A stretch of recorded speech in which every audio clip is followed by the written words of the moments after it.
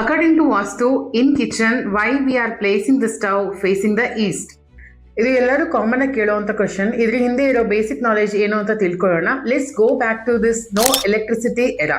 ಆಗಿನ ಕಾಲದಲ್ಲಿ sunlight is the primary source of light ಆಗಿತ್ತು. ಬಹಳಷ್ಟು ಮನೆಗಳಲ್ಲಿ ಸೌತ್ ಈಸ್ಟ್ ಕಾರ್ನರ್ ಅಂದ್ರೆ ಅಗ್ನಿ ಮೂಲೆಯಲ್ಲಿ ಕಿಚನ್ ಸೆಟಪ್ ಮಾಡ್ತಾ ಇದ್ರು. ಈಸ್ಟ್ ಅಲ್ಲಿ ಸನ್ರೈಸ್ ಆಗೋದ್ರಿಂದ ಆ ಲೈಟ್ ಸೋರ್ಸ್ ಯೂಸ್ ಮಾಡ್ಕೊಂಡು ಫುಡ್ ಪ್ರಿಪೇರ್ ಮಾಡ್ತಿದ್ರು. ಇಂಡಿಯನ್ ಟ್ರೆಡಿಷನಲ್ ಪ್ರಕಾರ ಸೂರ್ಯನ ನಾವು ದೇವರಾಗಿ ಭಾವಿಸ್ತೀವಿ. ಅದೇ ರೀತಿ ಸನ್ರೈಸ್ ಆಗೋ ಡೈರೆಕ್ಷನ್ ಅಲ್ಲಿ ತಿರುಗಿ ನಾವು ಸೂರ್ಯ ನಮಸ್ಕಾರ ಹಾಕ್ತಿವಿ. ಮತ್ತೆ ಅವ್ರು ಒಳ್ಳೆ ಅಂತ ಕಲ್ಟಿವೇಶನ್ ಕೊಟ್ಟಿರೋದ್ರಿಂದ ನಾವು ಅವ್ರಿಗೆ ಕೃತಜ್ಞತೆ ಸಲ್ಲಿಸೋದ್ರಿಂದ ಸಂಕ್ರಾಂತಿ ಹಬ್ಬವನ್ನು ಕೂಡ ಆಚರಿಸ್ತೀವಿ.